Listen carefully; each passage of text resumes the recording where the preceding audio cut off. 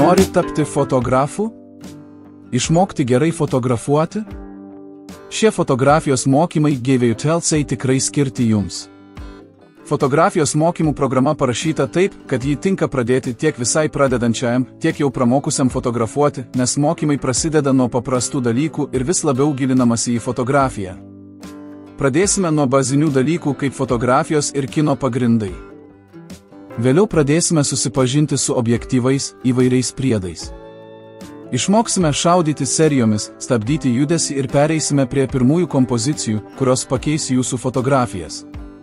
Žinoma, į gerąją pusę. Toliau pradėsime mokytis nuotraukų redagavimo Lightroom ir Photoshop, Premiere, CapCut programomis.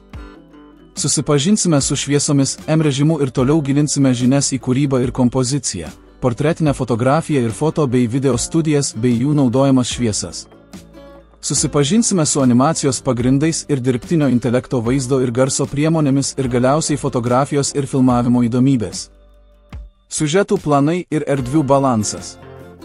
Olandų kampas, bokeh ir HDR. Skamba sudėtingai?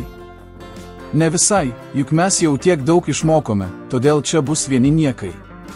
Dar be to jūsų laukia per mokslo metus daugiau nei 20 užduočių, kurias aš aptarsiu kiekvieno uždaroje grupėje.